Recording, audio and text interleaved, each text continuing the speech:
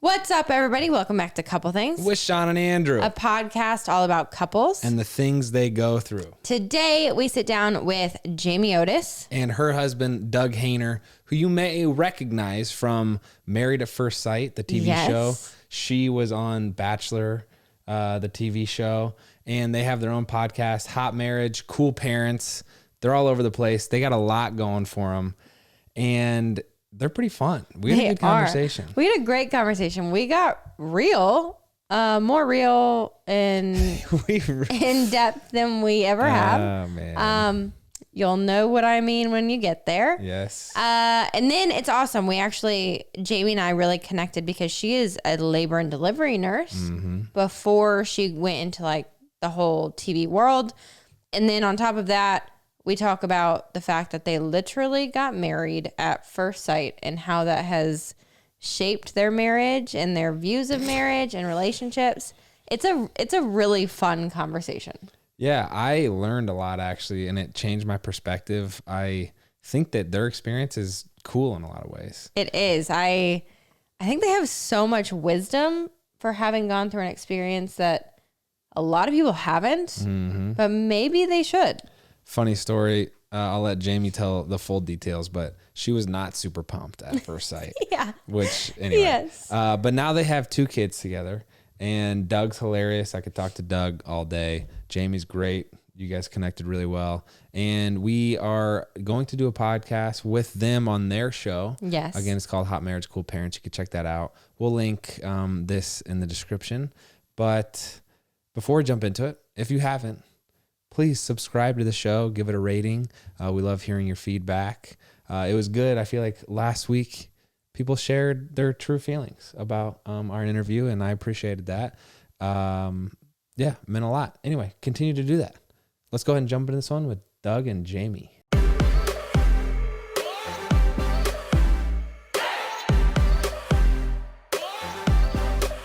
You had a second child since we last talked. Congratulations. Yes. Yeah, thank you. Thank you. 5 months old? He was 4. He was okay. Like, yeah. Oh my gosh. Yeah. Wow. I feel like it goes by so fast, right? Ooh. Yes. That is almost 20 pounds. Ridiculous. For real, though. Big boy. Yeah. 18.1 pounds. That's amazing. Yeah. I feel like we're just in the conversation right now. Let's just keep it going. I just started the sorry guys. I love it. How much? Yeah, you're so cute. That's funny. Well, I was going to say, I do have to say, I think I've asked Andrew 4 different times. I was like, wait, we did a podcast with him? When? What? And then he keeps reminding me I was full term. And yeah. I was in the delusional, like, I don't know what's happening. I don't even remember that. What happened I think you were the last human beings we talked to before we met our little human being. Maybe. Probably. Yeah. I remember thinking this girl's a champ because like she'd be talking any day and she's sitting here chatting with us. So thank you for that. Yeah. So good to talk to you guys again and officially meet. I feel like I will remember this one. Yes. So give us inside scoop. Is a second child way crazier than just one? I don't want to say yes because I don't want to like discourage you, but yes. Yes. Oh my God. You know what you can't plan for is what your first child's going to be like and do, because we experienced there's some level of regression. Everybody says it, but like we after didn't. The second comes. We didn't know that it was going to be like a lot of regression back. Yeah. And being quarantined just created chaos. And it was trying to find balance as a family on where to spend time. The kid's always on Jamie's boob, so it gave me some time to bond with my daughter. And it's just finding some balance between the two of them, because you obviously want to show Drew's like your whole world, right? Like, yes. was our whole entire universe. Yeah.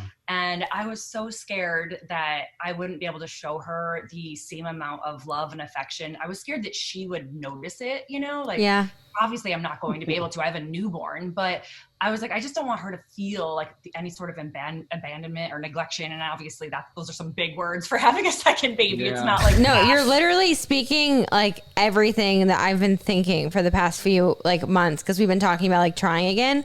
Yes. I'm like, I'm going to abandon her if we have a second one. She's going to think I don't love her. That happened though, because because we had found out that we were pregnant, what was it, twice? And we had a chemical pregnancy. Yeah. And then there was kind of a miscarriage. And initially I felt bad for my daughter. That was my first reaction. Yeah. I should have been like thrilled. I felt bad for my daughter.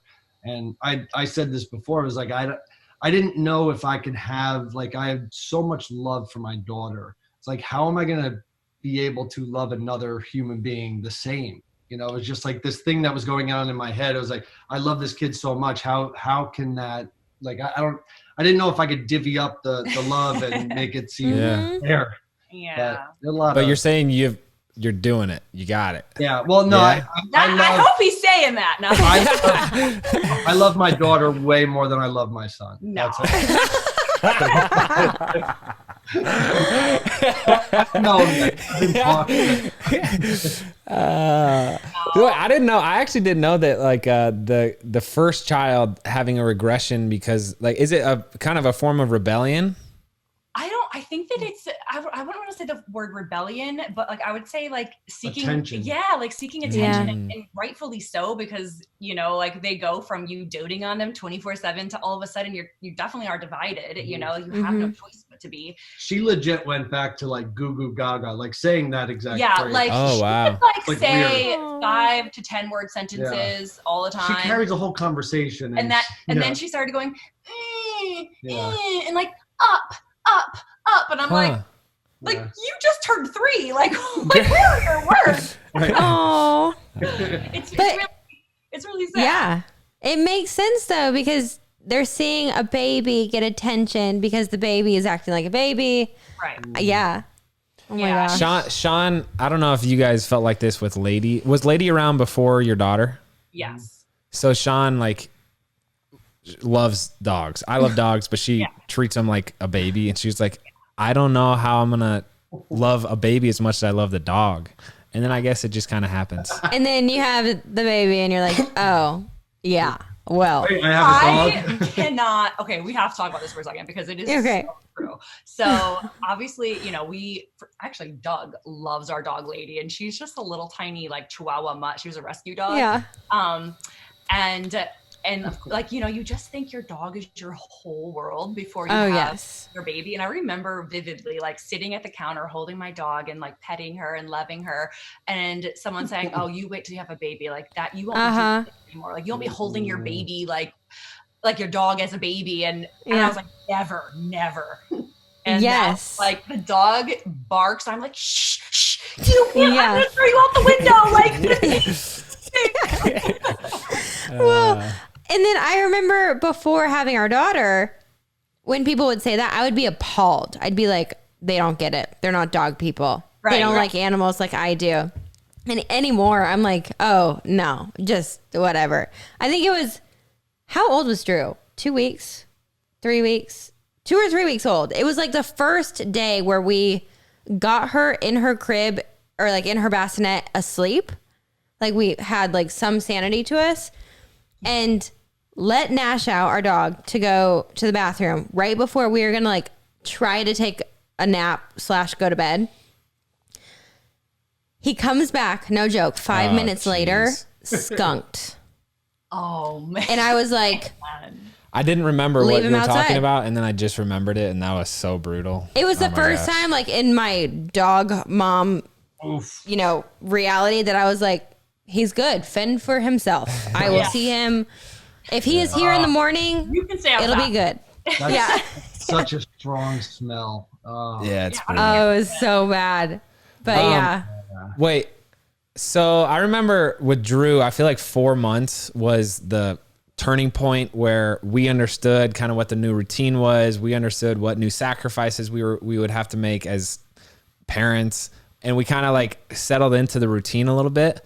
Do you feel that now that you're at that point with your second, like a similar thing? Yeah, to be very honest, this is the point where with my daughter, with our first child, the one and only, yes, we had like a routine. It was kind of starting to calm down a little bit. Like I was like, oh, I think that's a poopy cry. And like, I could tell it was coming kind of thing. With him, I mean, I can tell the cry still, but we're just, so it's so hard with two. Like, I'm like, I should have a routine. Like with Henley, I would like have this whole routine where I would like nurse her and rock her and sing her to sleep. And with him, I'm like, we don't have a routine yet. Like, does he have a routine? Like, it's just, I feel like it's all chaos with two. It is so much more difficult. He's such an easy, but he is. We're like, I thought our daughter, I like obviously loved her. I thought she was like an easy baby. I mean, everyone was like, she's not an easy baby. But I was like, oh, she's so sweet and easy. And now with my son, I'm like, wow, like she was a horrendous baby. Like, she was so fussy all the time. And that's so funny. Chill and cool. Like we don't have like much of a routine. I mean, I'm trying my best to have one. We decided that it was a tough decision to put my daughter back in school. During like COVID, you know? So we came down to Florida in the beginning of the year to look for a place because we wanted to get a place down here and just to do an Airbnb. So we found a place in Florida at the time, and I guess maybe even still now, COVID this is like the worst state in the world for COVID, apparently. And we had bought a house, so we had no choice but to come down here in the midst of it. But like with me working and her trying to work and having my daughter I saw the regression, and we weren't able to commit to homeschooling her. Like we just both were too busy, and it's like it was such an easy default to the tablet, watch your cartoons, whatever, and I'll play with you in between. And we were just like, we have to get her back in school because she really took a couple steps back, and it's honestly freed up so much time, and that now we're starting to get structure back. Nice. Where she gets home from school at like 3, and then it's time to play and hang out and have dinner, take a bath, go to bed, do all the We're trying to get the routine. We'll let you know how it goes in about a month. All right. Well, we're excited for you. So the first question, how have you guys been doing with the whole quarantine though, and is Drew staying home? Yeah, so she's home with us, and we've been home the whole quarantine. We've been really lucky that like our childcare is my mom. Awesome. So she's been coming over to the house ever since quarantine, and we just kind of separate levels for like work, and then home is on the first floor. So we've been lucky. We can't complain, but yeah. That's awesome. That's really awesome. Yo, it's fun though. The parenting thing turns out it's really great. It's really fun. It's pretty cool. Yeah. All the time. Just when you think you got it down. I got my daughter hitting off a baseball tee, so I'm happy. That's fine. Oh, wow, that's awesome. That's awesome. Dude, I saw the playground that you found near your spot. It looks epic. You got the whole there's a couple there. Down here. It's just hot as balls all the time. Yeah. There's a lot of people that are out. We still haven't made any friends yet. We haven't made it. We're lonely over here in Sarasota. If everybody's around Sarasota, let us know. For listeners out there who also need friends, talk to Doug and Jamie. So listen, the first question we usually ask when we interview couples is how did you two meet? And you guys have a pretty spectacular story. I would love to hear it from your perspective. Sure. Yeah. So, we were married at first sight on that show called Married at First Sight on Lifetime. Knowing each other before you get married is so 2016. Yeah. No, but we, so we met at the altar. We were complete strangers before we said I do. I didn't even know his name. Although actually the day of, I was, getting in my wedding gown and all the things, and the producer accidentally said Doug, and that's my husband's name, Doug. And so I was like, Doug, what does that mean? Like, what could that possibly look like? And I decided Doug probably wasn't a good name. Like what? I don't know. I was just so anxious and scared, to marry a complete stranger. I don't know. It doesn't sound weird at all. To be honest, I'm kind of with her though, Doug. I don't know about the name. You should. I don't know what it does look like either. And then I think I was so overwhelmed that day, obviously. It was beautiful. She saw me at the end of the aisle and started to cry. Honestly, I feel like I had really high expectations, which was quite silly considering I was marrying a complete stranger. Mm-hmm. But I just remember that there's experts so for those of your listeners who don't know what Married at First Sight is, it is a TV show. We were on season 1 on Which Lifetime. Is the best season. Yeah. We think season 1's the best. We're just a little biased, but but no. So it sounds completely radical, and it is. Like, don't get me wrong, but there's science behind it, and that was kind of like what kind of hooked me into it because I was having trouble dating. I was really, really awkward. Still am super awkward. It was slated as a love experiment in the beginning, and it wasn't until the last final casting call where they said, "Okay, here's the experts, and they're going to do this intense background on you.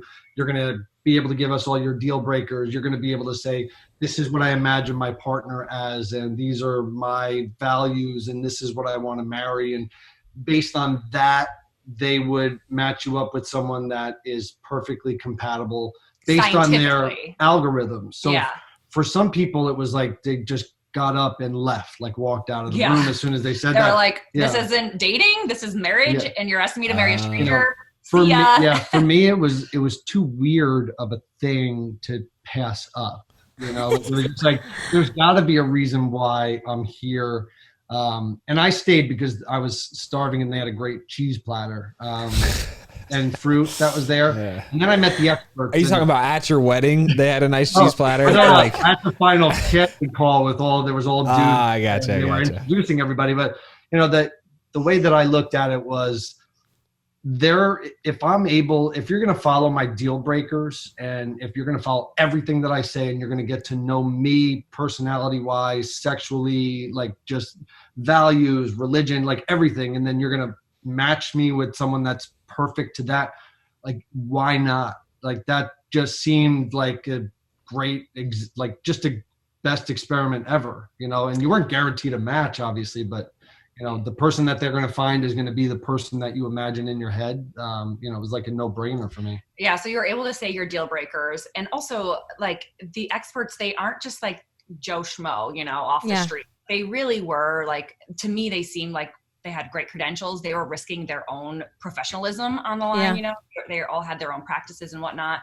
And so I felt really, and after you met them, I felt really confident that they weren't just trying to make some dramatic TV show. Cause I don't know if you know, but I was on The Bachelor, and so that for me didn't really work out. Wasn't a great experience per se. And I was like, I'm done with dating on TV. I don't look cool. Like, no one's ever gonna want me. So let's get married on TV. No, but like, so when this came around, and it just seemed so much more authentic, than The Bachelor. It seemed like they were genuinely trying to see if they could help, like, change that statistic of the 50-50, like in America, 50% end up in divorce. And they were wondering if science could, kind of like having this algorithm and matching people based on actual compatibilities, not just that spark, at the first sight or whatever, if that could actually have an impact in relationships.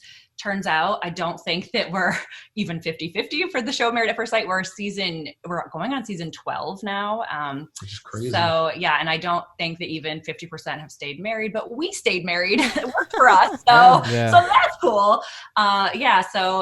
So to go back though, on our wedding day, I feel like we've jumped all over the place, but that was the whole casting process, what kind of got us into it, each of us. And I took it, obviously, like I took it very seriously. Like, I really believed that maybe this could be how I meet my husband.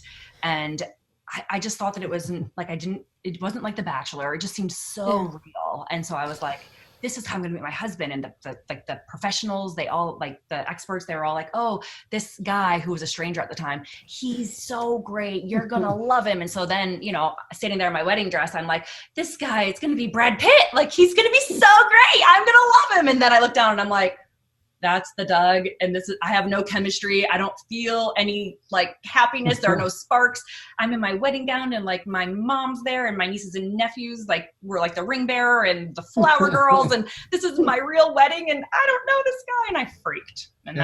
So literally in the clip, Doug, not to be brutal to you, but you say something, Jamie, like you're like, you didn't feel anything, or you said something along those lines.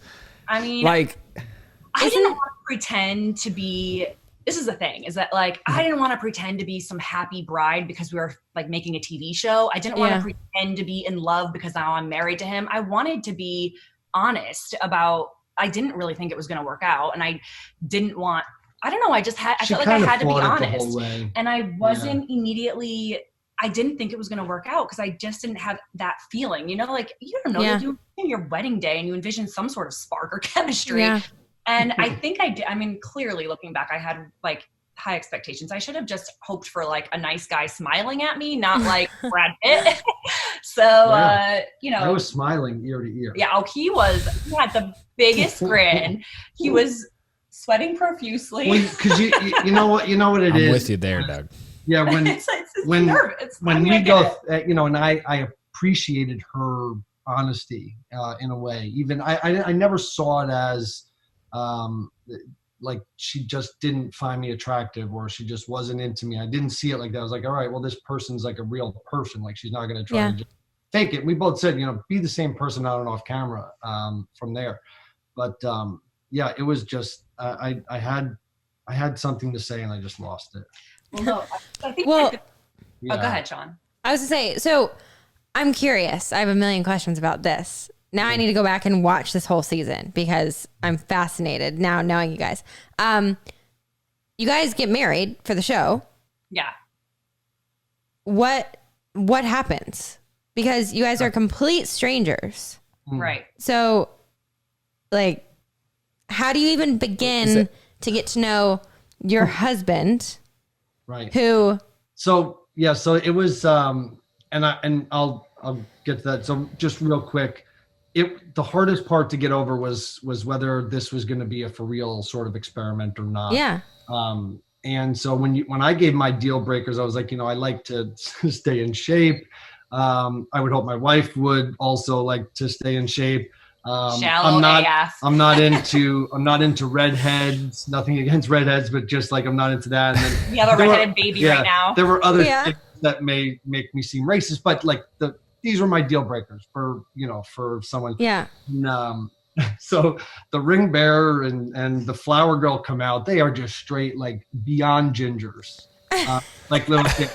Her sisters come out and they're not, I mean, they're a little heavier set. They're beautiful. They're beautiful. Absolutely beautiful. But they are just heavier set. And so and I see my dad and my brother going like this. We knew it.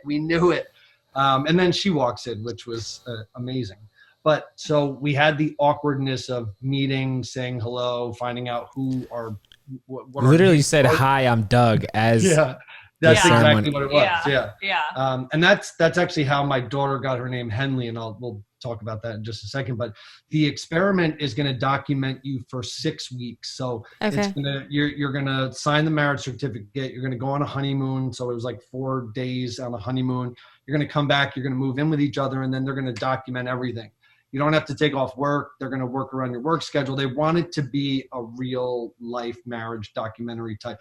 And we knew when they were filming, we had, you know, like a whole schedule that was there, which was filming pretty much almost every day for the 6 weeks.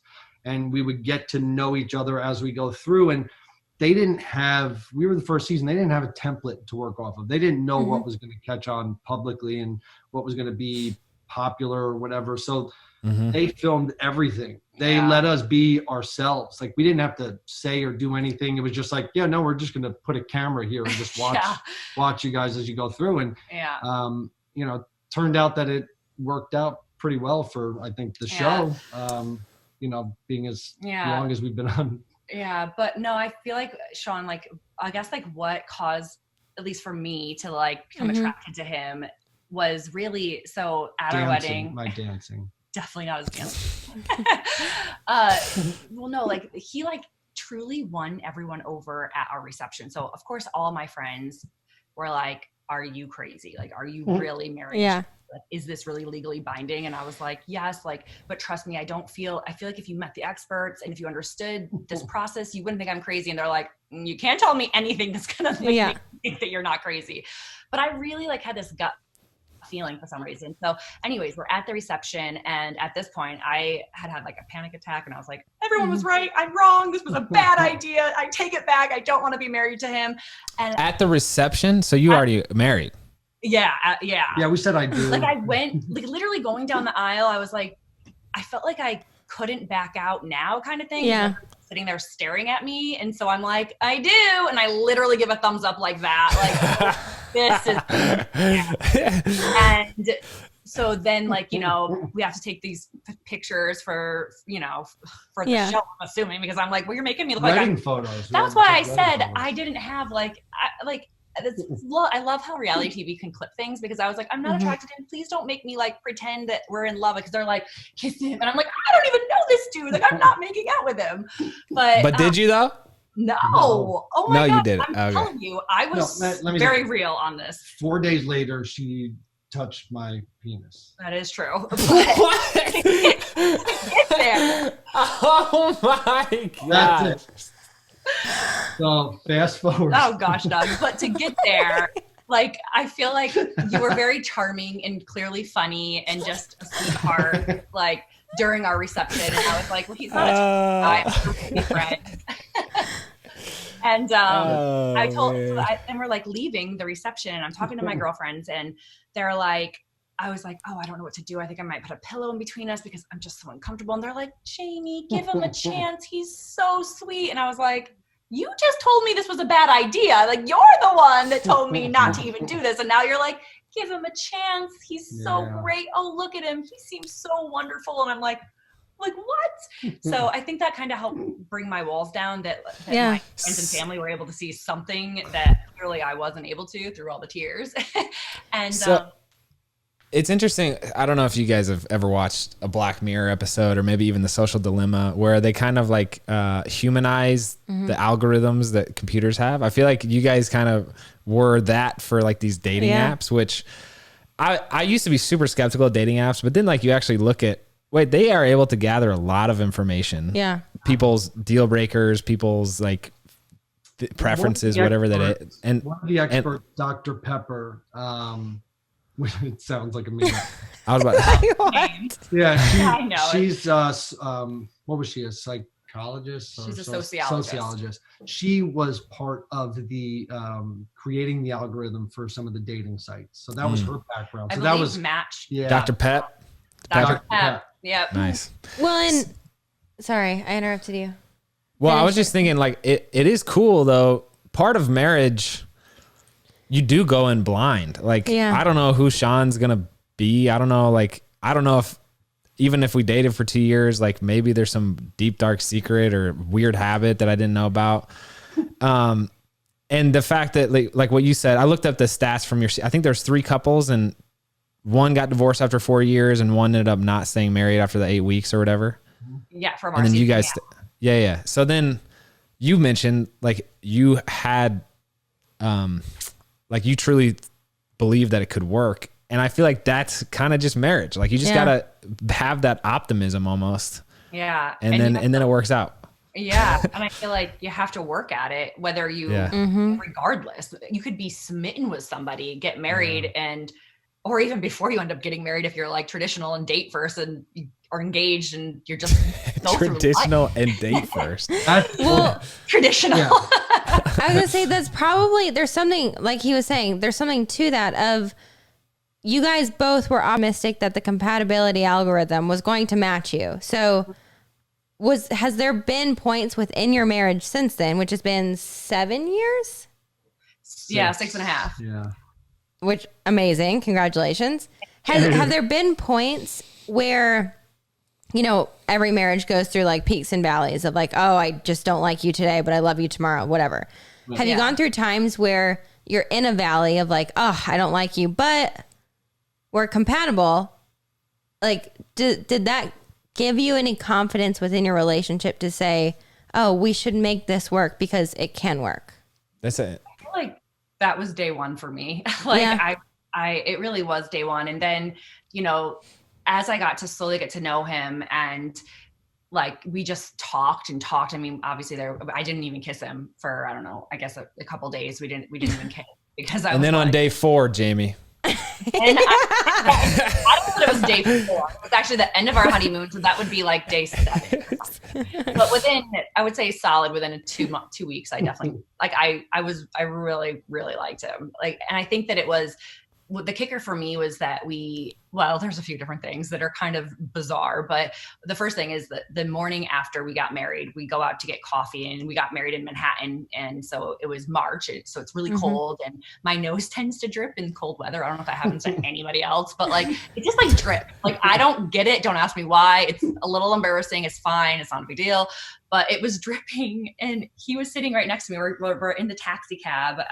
At this point, like, we just got the coffee. We're hopping in the cab to go down to actually sign our marriage license. And I'm sitting in the middle. Our producer is sitting next to me. And then he's oh my gosh, to the right of me. And he's like, oh, you got a little. And he's like pointing at my nose, like, and to me, that, I don't know, it meant a lot to me. He like didn't let me run around with like a drippy nose, with like snot hanging out of my nose. He was like, yeah. And I don't know, to me, I was like, okay, that's cool that he's like not weirded out by it or grossed out. I don't know. Like, it just seemed nice to me that he was able to tell me I needed to wipe my nose.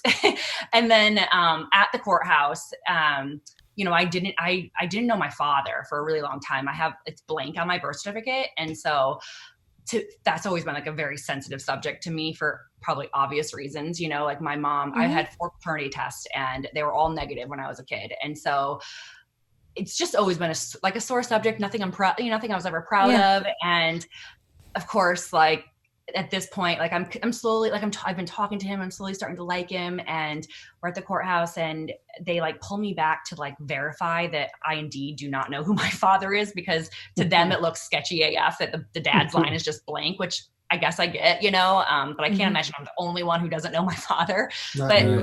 But any case, so they said, are you sure this is you? And da-da-da. And I get it. They probably go through like identities or whatever, but I didn't get it at the time, and I was mortified. And so of course, Doug is just sitting out there waiting for me while I'm like proving that I am who I am. And just like didn't really even ask questions. I come out, and obviously to me, this was like a really big thing. I was really embarrassed and like kind of shy and ashamed about it. And and obviously he doesn't know anything about me. So I have to kind of fill him in that this is like kind of who he married, and like the kind of baggage, I guess, that he married into, because like I had also like gained custody of my siblings. It kind of like spiraled down a path of sharing all these things. And so anyways, we go back out, and he was just I didn't even have to explain myself. Like, I felt like I had to, but he just like accepted me and I don't know. I just felt so comfortable. We go out, he like buys me some flowers from the guy on the corner. We hop in the cab and go back up, and I'm like, who is this guy? Like, he's so cool. Like, he just so nice and friendly, and I don't know, accepts me and my warts, and I don't know. Yeah. So to answer that question again. She doesn't have warts anymore. Yeah. I was just about to say, I didn't know you had warts. But Doug said it better. Doug said the joke better than I did. I'm going to stop. I'm done. My bad, dude. Andrew's digging himself a grave. I think, a lesson that everybody could take away from you guys, which I think is a really, really beautiful thing, is from day one, you kind of just accepted that you're going to give it a shot with someone, whether you knew nothing about them. Both. And I figure, yes, I feel like the biggest mistake people make on a daily basis, we even have really close friends who do this all the time, who are so desperate to find someone, but yet they're so easily able to say, oh no, like, she's too old, or he's not this, or she's not that. And it's like, but if only you got to know them, it could work. And then you go through 10 years of that, and you end up never marrying anybody. It's like, okay. Yeah. It's true.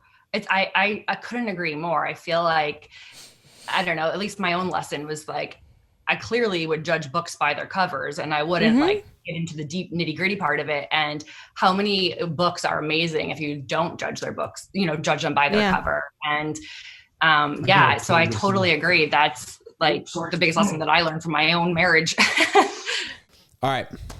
Quick break. Let me interject. Let's hear for our sponsors. Today's show is brought to you by Function of Beauty. So I feel like from my personal experience having long hair, I never knew what product was right for my hair. You never used any product at all. I use Function of Beauty, which I tried to get you to use forever. You would have loved it had you done it. Yeah. But Function of Beauty is awesome because it's customized and personalized to you. Mm-hmm. You go online, you take your quiz. They ask you about your hair, the length. Is it curly? Is it oily? Do you want to work on the thickness, the volume? Do you want to work on split ends? Anything. Like it goes through this awesome quiz. And then at the end, you actually get to customize. Do you want your name on the bottle? What color do you want? What fragrance do you want? It's truly like your potion for you, and I love it. You can choose the color even because I'm OCD and I want it to match everything else in the shower. But I've used it. I still use it. Right now I have the blonde one that's like made for blonde, so it has like a purple dye in it. It's cool. It's really cool. I actually used that the other day. No joke. You're not blonde. Okay, but I did use it and it was great. Yeah, I would not recommend that. So they ship this personalized formula right to your door with these customized bottles. And their formulas are actually vegan and cruelty free, which I love. They never use sulfates, parabens, or any other harmful ingredients. What are you waiting for? Go to functionofbeauty.com/EastFam to take your 4-part hair profile quiz and save 20% on your first order. It doesn't take long and it's awesome. It's an awesome product. I love it. Go to functionofbeauty.com/EastFam for 20% off and to let them know you heard it from our show. That's functionofbeauty.com/EastFam. Let's get back to it. You've been on national television a couple times. Oh, yeah. And been pretty public with your, I guess, personal life, I guess. And it hasn't stopped since, though. You've continued to share really sensitive things on your podcast. Has there ever been a point where you're like, I don't know if I like sharing all this personal stuff, or are you just committed to it because you see some positive? You know what it is? The people that have been with us and kind of the friends that we have, they've been with us since we've been together. So like this whole community, it was almost like they knew us when we first knew each other, and they watched us every step of the way. And they've supported us. And I mean, it is truly a community that supports one another wholeheartedly. Yeah. I mean, not everybody on social media is always nice. But it was, you start to, and Jamie is way better at sharing than I am, like way better putting it out there. And you start to realize the people that you're connecting with are having the same struggle, same issues, same, it's like when you humanize everything and you kind of show people that this is okay. This is what you can overcome. This is what you can achieve. Or you hear their stories. I mean, the first time that I had no choice but to be public about something was when we lost our son, Jonathan. And I had just announced on the Today Show. And then like a week later, we lost him. And I mean, what do you do at that point? Like you have no choice but to say, that I lost him.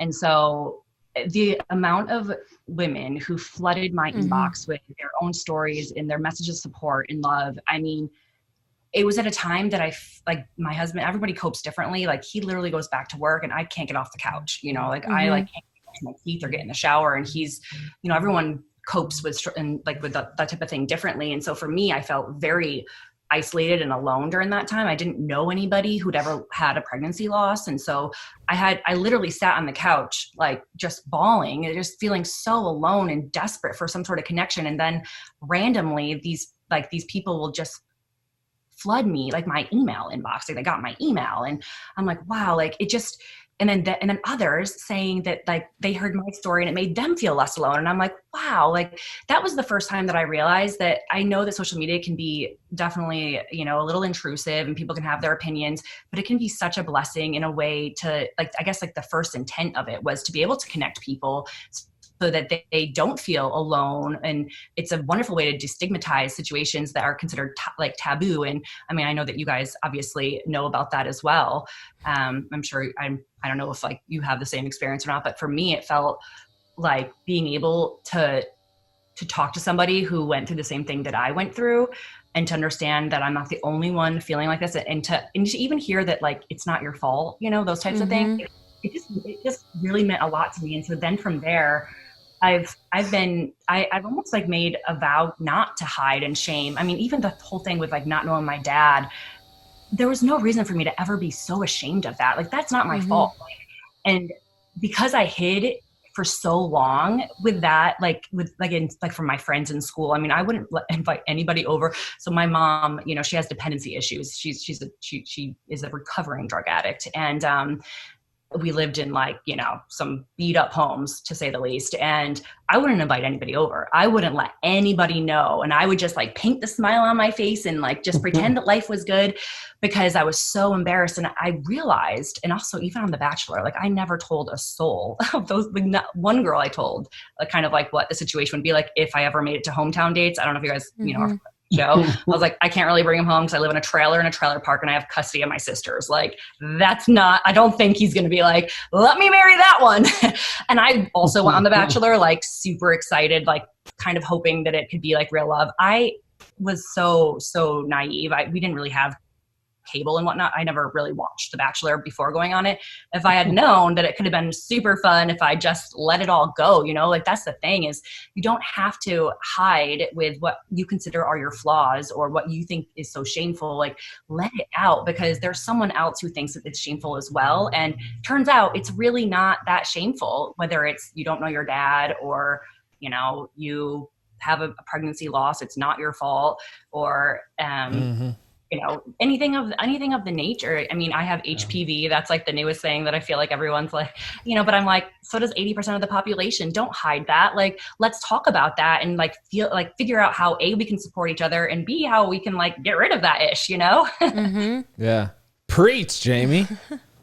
I mean, everything you said hits home with us. When we had our first miscarriage, we did the same exact thing. I always say that it was the first time in our lives and kind of careers that social media didn't seem like a one-way platform. I thought social media was just to share and just, you know, you're sharing to the world and not talking to people. And then when we lost our first baby, I was the same way. I didn't know how to cope. I just felt like I couldn't get off the couch, and ended up going to YouTube and posting a video. And Andrew was very hesitant about it because he's like, this is very vulnerable. I don't know if we want to do this. And I said, no, I really need to post it for some reason. And I would sit there for hours and hours just bawling, reading people's messages, as women would be like, thank you for sharing this, because I can't get off my couch right now, because, you know, it's the same thing. So it's a really eye-opening experience to social media. I feel like you guys, as well as us, we get asked all the time, well, why do you share so much? And it's like, well, because what we go through on a daily basis as parents, as spouses, someone else needs to hear. And we need to be able to read their stories as well, to stay human. Well, plus if you have a platform to make a difference, you know, leverage it, use it, you know, use it to help. And, you know, I don't know what it would have been if we were just on season 1 and then that was it. Like, we had 2 spin-off seasons after that. So people carried with us for like our whole almost first year together. And we put pretty much everything out there. You know, and even now the show that we're on now on Lifetime with Couples Cam, I mean, it's us with a video camera videoing our family life, and our daughter pooping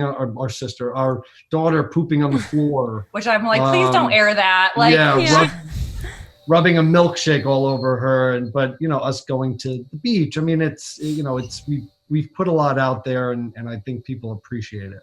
Yeah. But honestly, like, I appreciate them so much for like, like you said, Shawn, like when you can just sit there and you feel you have no one to talk to when you're going through something, and then they reach out to you and like share, like for you, YouTube comments. For me, it was like Instagram. They would DM me or my email, or even just comment on my picture, or, you know, it was like, oh my gosh, I'm not alone in this. And so it's, there's definitely, it's nice. It doesn't have to be just this murky place that's, I feel like it's portrayed as a negative spot often, and it definitely can be, but it can also be really, really like a blessing to our lives, to yours, to mine, and to those who follow us. It's funny. I feel like, real quick, with social media anymore, it's almost like my new Google. I swear, once a day, I'm yes. I'm like, wait, okay, I don't know how to feed Drew out of a new bottle. And I'll be like on Instagram, I'll be like, guys, what do I do with this bottle? And then in 2 seconds, someone responds like, oh, you do this. I'm like, and the best thing about it is that you have multiple different people, because I do the same exact thing. I'm like, what's your opinion? Because I don't really know. Yes. And you have multiple different opinions. And so then you can kind of like weigh it out, like what works for you. Like you don't necessarily, like you're like, okay, well, this person says this and this. Oh, and then you can like make it your own, like take what you can from each person. Awesome. And then you're like, oh, well, he's a doctor, or she's a nurse, or whatever. And it's like, okay, yeah, this is great. It's literally Google for me as a parent. She knows because she's a real life mom, and she has so she probably knows better than anybody. Or this person has a cat as their picture and 3 followers. So exactly. Probably should take their opinion too. Or this person's name is Karen, so we probably shouldn't listen to her. No, we'll let her be Karen. And Yes. Jamie, I'm curious. So you are a nurse. You were a foster mom. I'm curious, what made you want to be a foster mom? Why'd you see that as an important thing to do? And what lessons did you learn? Yeah. Okay. So, like I said, I ended up gaining custody. So what happened was my mom had a real tough time paying the bills because she was, a drug addict. And at the time this was all throughout high school, really. It wasn't really bad when I was really young, but I have 3 younger siblings. And so to make a long story short, eventually she ends up getting evicted to the point where she was evicted 10 times and she just wasn't leaving. And so they like literally were like locked up the doors and were like, you are not coming back to this house. And so I ended up like renting this small little trailer from my grandparents actually. And like just prior to my mom getting that eviction notice, like for the last time, I suppose. And she came over, my mom had come over and said, hey, I have no place for the kids to go. Like they can't get off the bus, at this trailer that we lived in. So can they get off the bus at your house? And like, that's kind of how I ended up, taking care of my siblings. Was they just got off the bus and my mom went, she disappeared a lot. Like she would just go places and do things. You could never get a hold of her.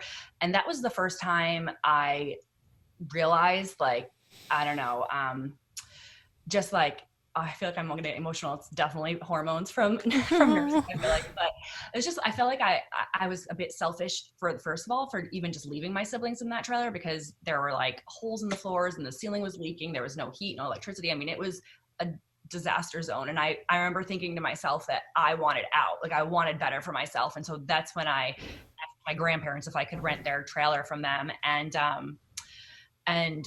I left my siblings there without like I just feel selfish for that. But anyways, so my mom, so long story short, my mom ends up having them get off the bus at my house. I ended up having them.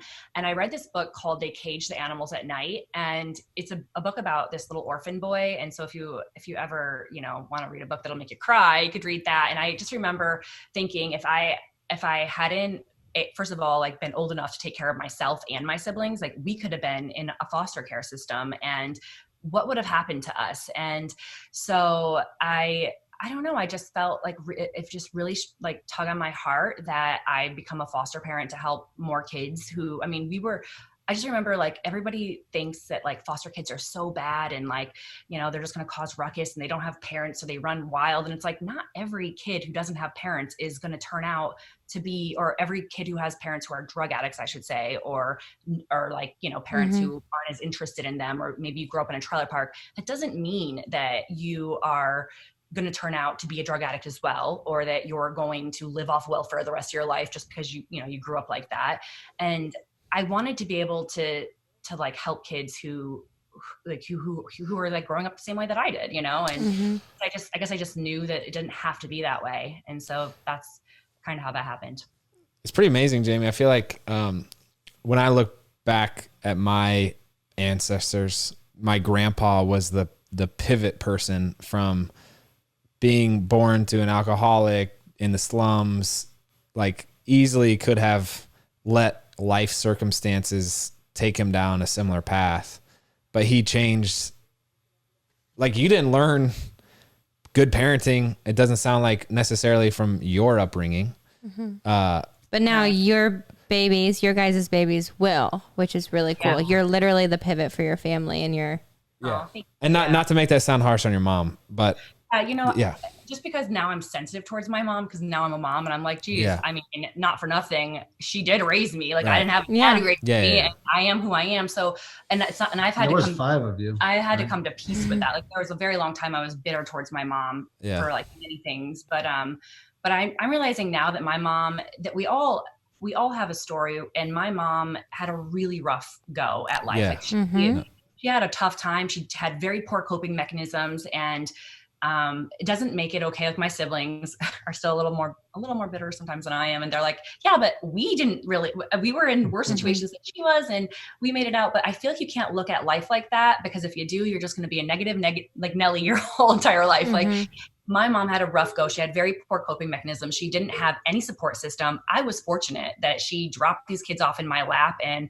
I literally I remember I was in college, and I was a freshman, and I was like, what, I was at a community college though. So I was like, I don't have 4 years to try to get some degree that I have to try to then pay back and try to take care of my siblings on top of it. I'm like, what degree can I get from this community college in 2 years that's going to pay me more than minimum wage? And they said nursing. And that's kind of how I became a nurse. And that's how I learned that my mom has like genuine mental illness, and you can't judge her for it. And so I feel blessed in a way that my mom did the things that she did, like full circle, because that's what led me to where I am today. And so, I mean, and her brothers and sisters, I mean, they, from a situation like that, they're all very normal. Well, none of us are normal. But I mean, like, in the sense that they didn't fall to any of the bad habits. I'm really proud families, of them. we have such a great extended family, and anytime that we go up there's nieces and nephews, and it's just it's amazing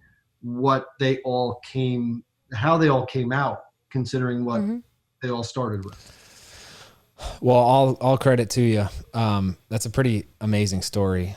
I appreciate you guys so much, because you're very good at communicating, like just period, I guess. You're just really good at expressing your thoughts. So hats off. I'm envious in some ways, I think. Well, and I think everything you guys have gone through, you're literally a modern day relationship in every way, shape, and form, because you got married on TV at first sight, which is very modern.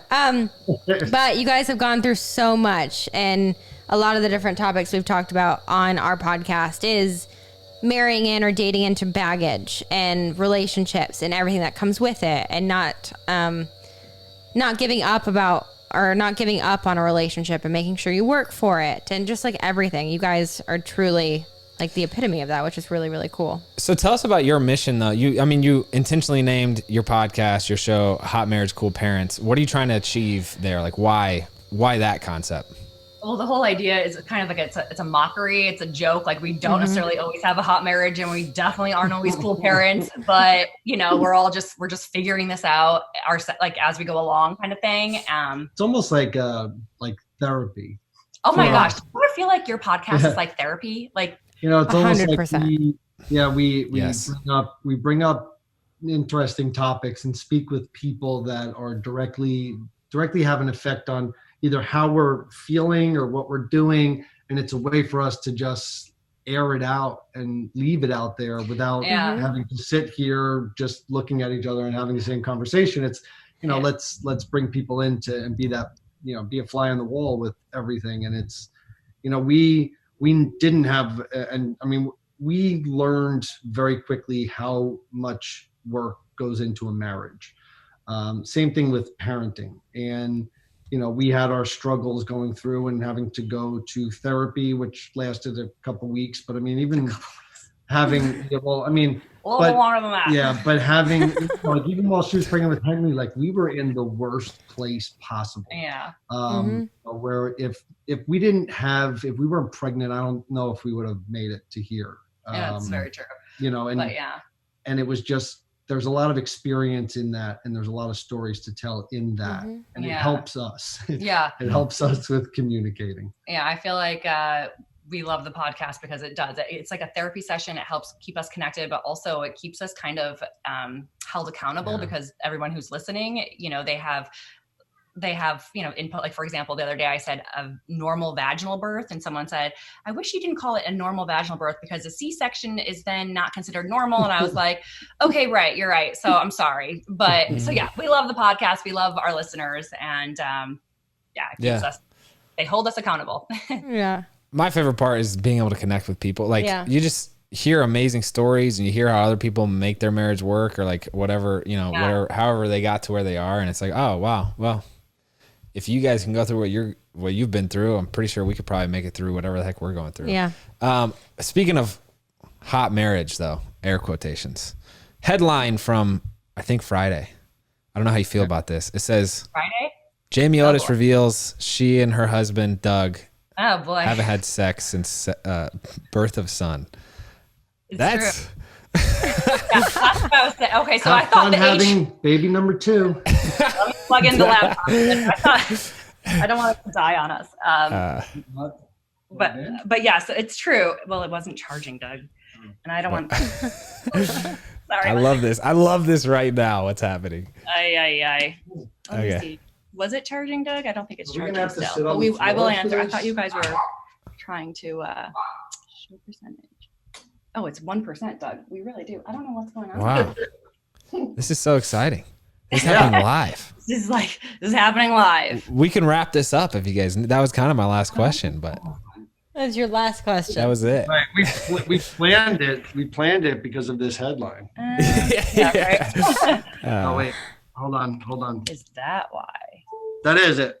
Wow, I heard it. I heard the, We can go back to the bed or stay here, whatever. Oh, let's just stay here. All right. Okay, so it's true. We haven't had sex we have now. Didn't. Yay! Twice. Honestly. Oh my God. Who's counting, right? A lot of lonely nights in the bathroom. I don't know. Okay, Shawn, this is where it's TMI, and sometimes this is where it's a little uncomfortable when you guys can just read our headline, I guess. My bad. Like, oh yeah, so we haven't had sex, and then I just met you. She has HPV. I don't want to go. Oh my gosh. I don't know about for you, Shawn, but for me, well, first of all, with the first baby, like I was definitely it was rough having sex after having our first baby. It was not comfortable. It was not the same down there. It hurt, to be honest. Like it just wasn't comfortable. And then I had a home birth for our son, and he was bigger, and he was 9 pounds, 4 ounces, and just like really not sorry your ears. I feel like this is TMI. I'm just talking to Shawn now, but it just really like destroyed some things, and so I was hurting, like really hurting postpartum, and so I got really scared to do it. And then I have this positive HPV diagnosis, which requires you to go get a colposcopy. And so they go in there, and I'm not sure if you're familiar with it or not, but Andrew is. Yeah, Andrew's had never heard that word in my life. They just test your cells to make sure that it's not cancerous or even and so mine turned out to be high risk dysplasia, which is indeed precancerous. And so you have to then go back and get something called a LEAP procedure. And meanwhile, when these things happen, the doctor recommends that you don't insert anything into your vagina for 6 weeks because you need to heal afterwards. Yes. So first I had a baby and I had to wait did I say 6 weeks? I meant 2 weeks. So first I had a baby and I had to wait 6 weeks. Then I had the colposcopy, that adds 2 weeks. And then I had the LEAP procedure, that adds 2 weeks. And then on top of that, I'm not feeling like having sex. Like it's just, I'm not like in the mood in any way, shape, or form. And rewind to while she was pregnant. After the loss that we had, our son Jonathan, and even like the other 2 losses, it is scary. Yeah. To have, because the one time that we did have sex while Hendrix was in there, she bled. And it was like which is somewhat normal. Yeah. But It is normal to bleed. But it's scary. That's very scary. But it was like a trigger for us because that was what happened with Jonathan and with our the second loss, the third loss we had. It was bleeding, like very light bleeding at first, and then it intensified. And so I was like, I don't know, I just didn't want that kind of anxiety. And so and also it's not like my libido was like through the roof. No. So I was like, okay. No. Well, you have 2 kids, you're breastfeeding, you're healing and probably bleeding. I mean, there's just a lot going on, and you're just kind of wanting to sleep. Yeah. Just let me sleep. Yes. Thank you. You get it. Yeah. I didn't know what I was getting into when I read that headline out loud. I didn't know he was going to. So, but you guys are awesome. I feel like we need to have you back on because we could talk about a lot of different things. Final 3 questions. We ask every single person. Okay, sure. Who goes first, though? You have to choose before we ask. Wait, what? Who wants to answer the questions first? Okay. I'll go first. So, what is your biggest pet peeve with Doug? He hums a lot. He goes, like he doesn't even know he's doing it. And he'll like, and he'll like clunk around a lot. Okay, Doug, what's your biggest pet peeve with Jamie? Good job, Jamie. Are you holding the computer this whole time? Yeah. Yeah. Jeez, the arms are shaking. Yeah. Oh no, I She's wasn't holding it, not before. We just had to move. Yeah. Jamie leaves the door open when she goes to the bathroom. Not when I go poo though. Only number 1. And she always wants a bite of my food. That's true too. Yeah. That's tough. I'm not a big share. Yeah. Okay, so Jamie, what do you love the most about Doug? This could be a long question. I would say his patience. I would say his love and understanding and respect for me and for our family. This could go on for a while, but mostly like those are great. The way that he loves like unconditionally and like doesn't, I don't know, he's just very loving and forgiving and patient and funny and a great guy. And Doug, what do you love the most about Jamie? More. I'm inspired by Jamie just with everything she's gone through and who she is today. The way that she loves family is really, really heartwarming to me. But she also, I don't know if it's selfish to say this, but she makes me want to be the best person that I can be because of how she is. Wow. That's amazing. I feel like unconditional love means something different when you guys say it. It's kind of cool. Just your story. It's like, wow, it's really cool. It's powerful to say. Last thing, I'm curious, if you had to put a timestamp on when each of you thought like, okay, we're married, but at this point, I really felt like I knew who they were. Like, what would that time length be? I don't know about you guys, but I feel like 5.5 do you years. ever know? Like, no. I feel like you're always learning about someone, right? Yeah. Like, okay. I'll be like 2 years in and I'm like, yeah, I really know him now. Like, I mean, even like a year in, I'm like, I really know him. And it's like, do I really know my husband? Because I think it was after we had Henry. Yeah. That's when it really kind of sunk in because, we knew each other as we started out as friends and then we fell in love. And then, from there we were living together anyway. We waited till we got married to have sex. And then you love saying that corny joke. but then the last piece of that was, having a baby and sharing that together, and how you would be parenting and how you would mold somebody's life and mold your life around that person. I think that's when it was like, I felt anyway that, like this, I feel like we're in a really good place. Wow. That's awesome. Doug, you're hilarious. Jamie, you're great. So glad you guys gave us the time to talk. Really enjoyed this conversation. For those listening and want to find out more about Doug and Jamie, we'll link their information in the show notes down below. We also did a podcast we've done now our second. So go check that out on their podcast called Hot Marriage, Cool Parents. And we'll talk later, guys. Thanks.